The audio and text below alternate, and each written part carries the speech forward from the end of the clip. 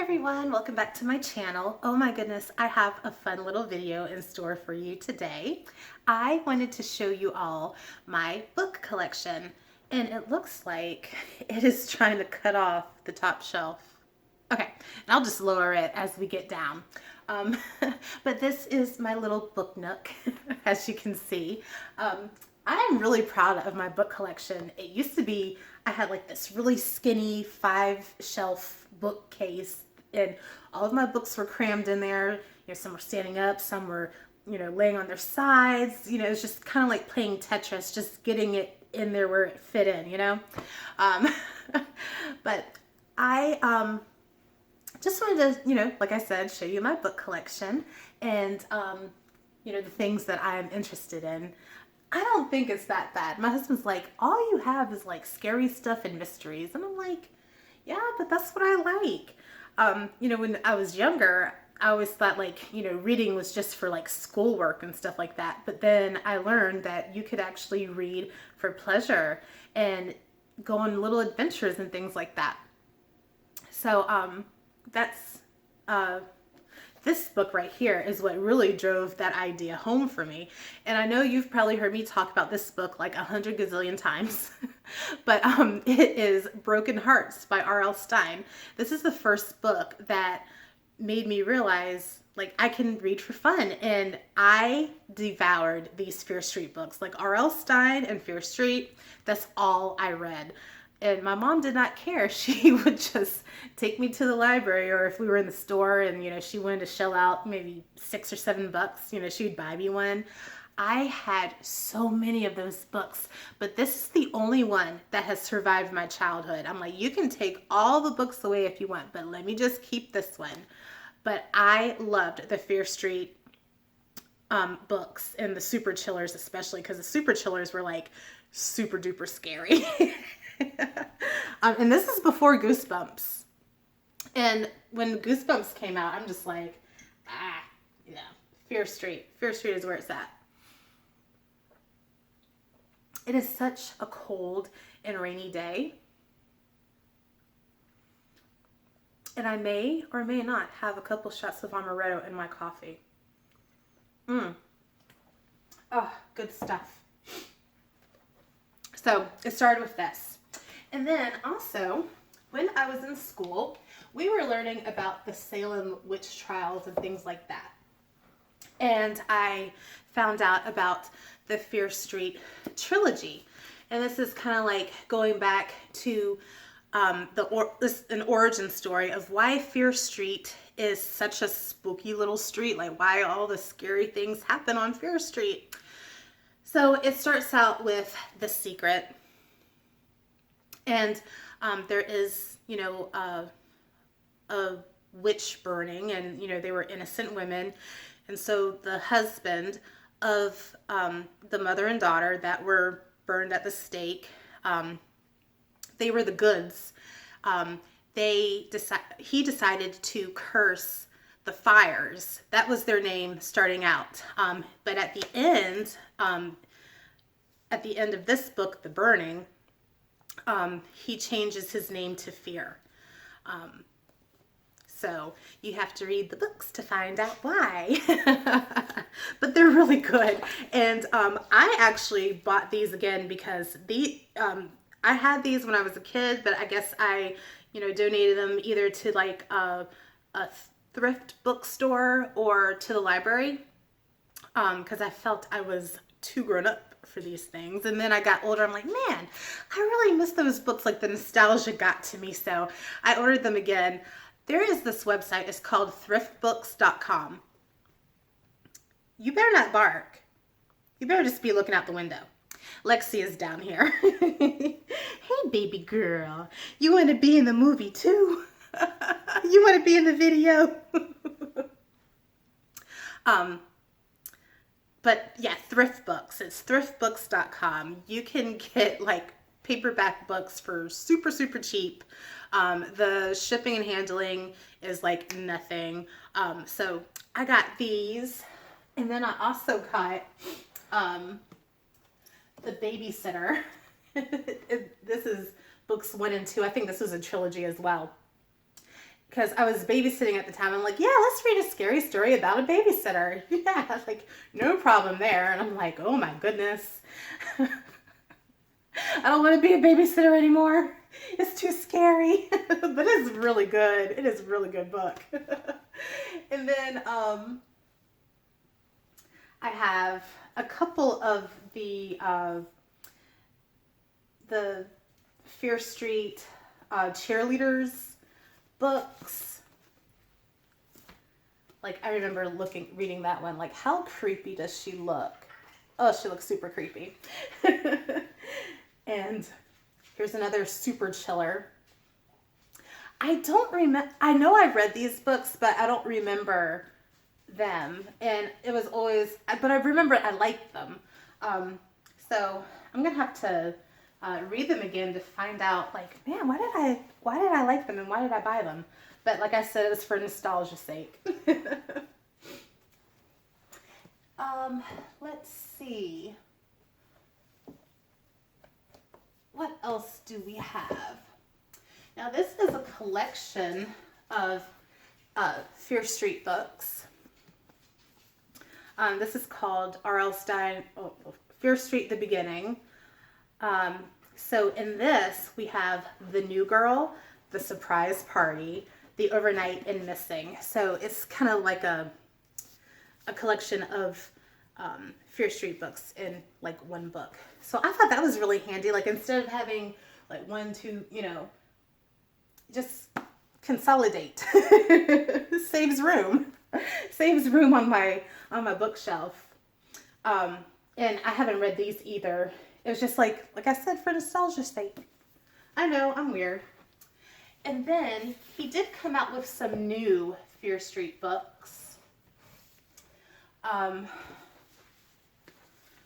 After a really long time. So the first one, I believe, that he came out with was Party Games. And so, of course, I bought that.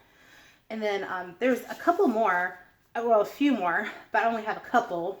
Don't Stay Up Late. That looks good. And Can You Keep a Secret? And I've started reading this, but I didn't finish reading it.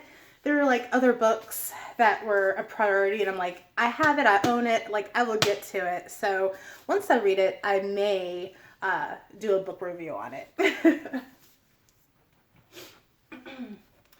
So after I grew up and I thought that, R.L. Stine was a little too juvenile for me, that's when I moved up to Stephen King. So good. So I have a couple of Stephen King books. Most of them are at my parents' house because I probably took these from my mom. But I have The Stand and, of course, Salem's Lot. Like, you cannot have Salem's Lot if you're a Stephen King book reader. And then on my Kindle, I have It, because my mom definitely would not let me borrow that. She knew, or she just felt like I was going to lose it. I'm like, Mom, I don't lose stuff. Like, you are the person who loses things in this family, not me. And it is not hereditary. It's just you, Mom. So I went ahead and just downloaded it on my Kindle. Awesome book. And then I have The Godfather. You can tell that I have seriously loved this book. Oh my goodness. I used to carry this in my book bag, and I guess all my textbooks and stuff like really killed this baby. But I do have another copy of it in hardback. It's kind of like a reference copy, if you will. So this is like the tear up, and this is the pristine, beautiful one. So if you ask to borrow this book, this is the one I'm going to give you. I'm not going to give you that hard book one.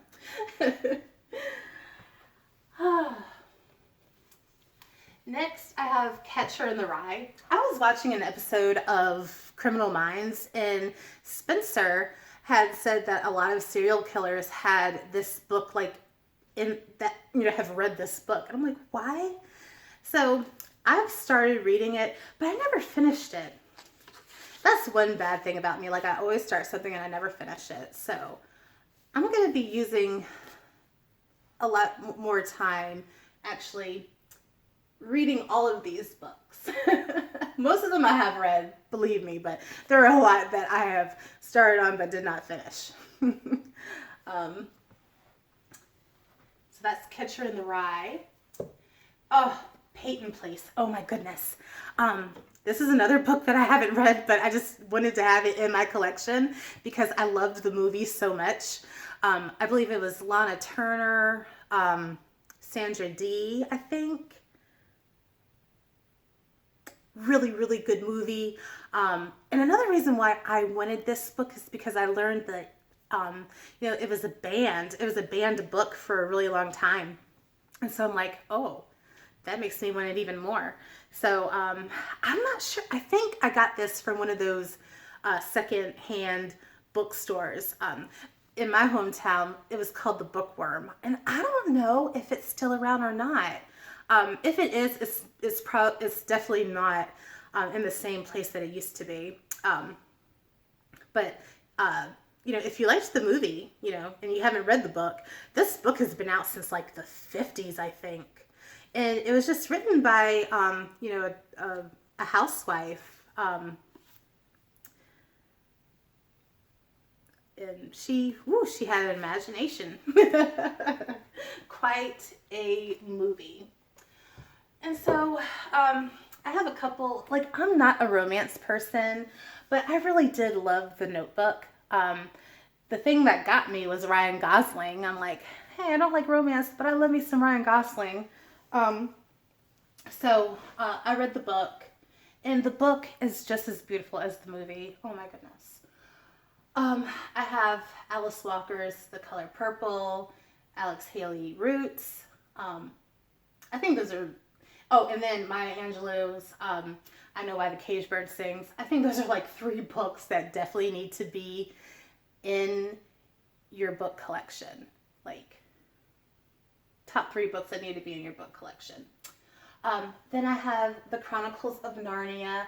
I have had these books since I was a little kid, since elementary school, because I remember watching The Lion, the Witch, and the Wardrobe in school. They had us all in the library, and it was like every class in that grade, we were like all crammed in the library watching that movie. And me and my mom, we went to the bookstore, and I asked my mom, like, Mom, can I have these books? She's like, yeah, sure. So I had it in my hand, and I was holding them, and I was so happy. I was just holding them. And then my mom, she checks out, and we walk out the store, and I'm still holding them. And she's like, did I pay for those books? I'm like, I don't know. I was holding them the whole time. Like, she didn't ring us up, so we had to like go back into the store and pay for them. But I'm like, man, they didn't say anything. Like, let's just keep going. Saved you like 20 or 30 bucks. I'm so bad. But we did the right thing. We went back and paid for them. Like I said, this is my reference book for The Godfather. Oh man. Okay. So I have 3 books here that I got because of Wishbone. So the first one is The Count of Monte Cristo. I love this book. I actually read this whole thing. But I read it so quick. Like, as soon as you, like, it just sucks you in at the beginning. So there's this guy named Edmund who is, a great guy. He's engaged to like this beautiful woman, but he has some haters. And they get together and conspire to make him look like a traitor.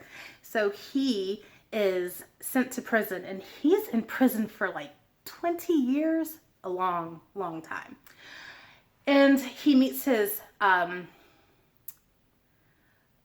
like a man on the other side of the wall, kind of like his cellmate, but they weren't in the same cell. But he's digging a tunnel. And, they were there for 20 years, so they had plenty of time to dig this tunnel. And while Edmund is helping his prison mate dig this tunnel to escape, he passes away. But before he passes away, he teaches him culture and refinement and, languages and things like that. And he also tells him where a treasure is. So there's this amazing escape scene. And when he gets out, he finds the treasure, builds this mystique about him that people in society, in French society, they start rumors and gossip and everything. And then all of a sudden he arrives and he's the Count of Monte Cristo, but he has an ulterior motive, and it is so good, so good. And it was on Wishbone. Like, I would have not heard about this book if I had not have watched Wishbone. Such a really good book. Oh, you gotta check it out. And this is the same author, Alexandre Dumas, who did Three Musketeers, which I believe, yep, I have right here. The Three Musketeers. Another awesome good book. Like, I think this is just probably one of the books that you read when you're in elementary school, no? Because I did. But I think it's just one of those books, like when you're a kid, that you read. Like, everyone does not. Okay, well, maybe not. But I just feel like everyone's read The Three Musketeers. Another awesome book. The other book I have up here is The Scarlet Letter. This was actually required reading when I was in like 9th grade. Super sad, but really good, by Nathaniel Hawthorne. I just made a note of another book that I need to get. The House of Seven Gables is another book that I like by Nathaniel Hawthorne. But this is The Scarlet Letter. I think everyone had to read this in school. 9th grade reading, y'all. Then I have A Tale of Two Cities and The Adventures of Sherlock Holmes. So it's like a collection of Sherlock Holmes mysteries. And, thanks to Wishbone, that's how... But everyone... I had heard of,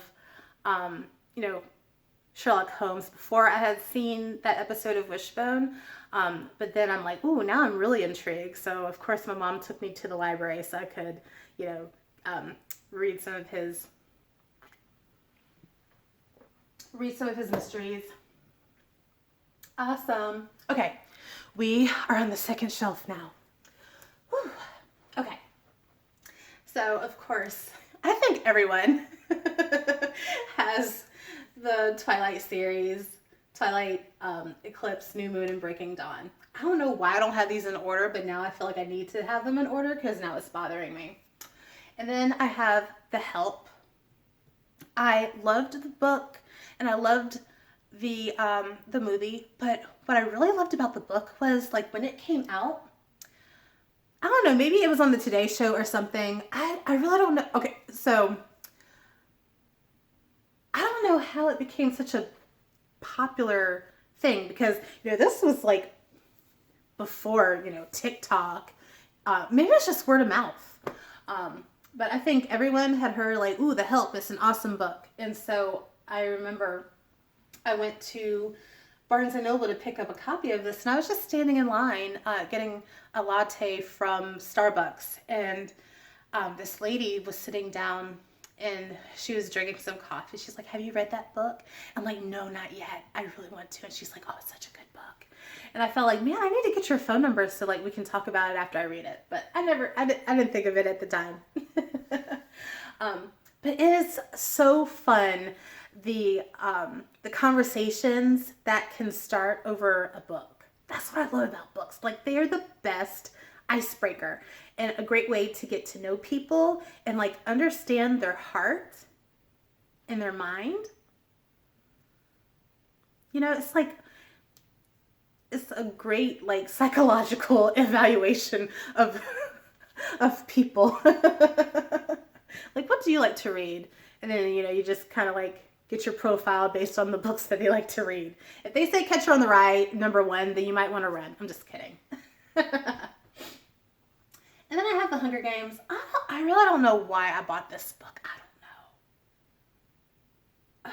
Because I never read it. And I've never even seen the movie. Okay, maybe I saw the first one. maybe I saw the first one and I'm like, ooh, I like it. I'm going to get the books. But then I never saw like the rest of the movies and I never read the book. Ugh, that was a waste of probably $12. Then I have Night by Elie, I could never pronounce his name, Wiesel. It talks about his account of being in the Holocaust. He was in a concentration camp and he survived.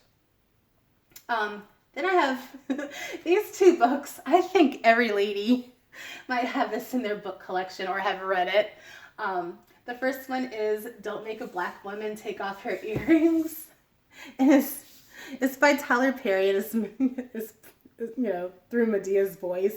And it's like a self-help advice book and it is super hilarious. I bought this like back in 2008 or 2010. Like I remember reading this when I was at work and cracking up and all my coworkers were like, what are you laughing about over there? I'm like, this is a book. And then I have Tyler Perry's Act Like a Lady, Think Like a Man. Of course I read it. I think everyone read this book, whether we want to admit it or not. Everyone read this book. Like, I need to understand what men are thinking about. And I read the book and I still don't know what men are thinking about because my husband is still an enigma to me. Okay, so these three books right here are all by my favorite author, Gillian Flynn. Oh my goodness, she is such a good writer. I love her. She is so dark and twisted. And this is, okay, I'll just pull out a book. This one is Sharp Objects. And this is the first time that I realized you don't have to like the main character. Which is so crazy to me because usually, the main character you're always rooting for and you're always like in their corner. But in these books, like you really don't care for the main character at all. Not that you're against them, but you're kind of like non-biased. Like you're just reading the story, but you really don't like the person. You still, in this book, you still kind of find yourself rooting for them, but you can still root for someone and not like them. But Sharp Objects is really, really good. And it had a crazy twist at the end. And if you want to, they have a mini series of this on HBO Max that you can check out, after you read the book, or if you've already read the book and didn't realize it. Yeah, there's a TV show with Amy Adams up there. She's the main character. Really good. Dark Places and Gone Girl. Okay, let's just talk about Gone Girl for a second. This book right here. Oh my goodness. This book was a trip. So, this page, let's see, how many pages are in this book?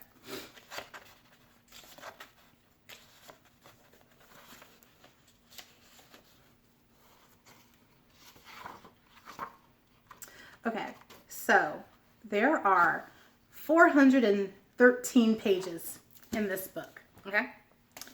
And for the first half,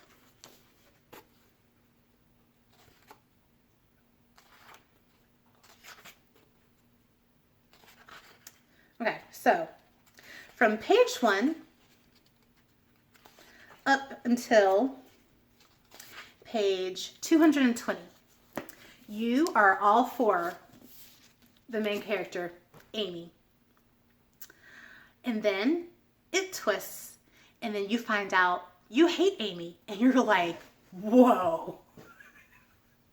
Like, forget everything you've read for the last 200 pages and get this. And then at the end, you're just like, wow. What a twist. What a shock. Really good book. If you have not read this book, I guess you were like under a rock or something, you have got to read this book and then watch the movie. It's on HBO Max as well. I think I wouldn't say the movie is better than the book, but it is really good. Really, really good. But the book is like even better.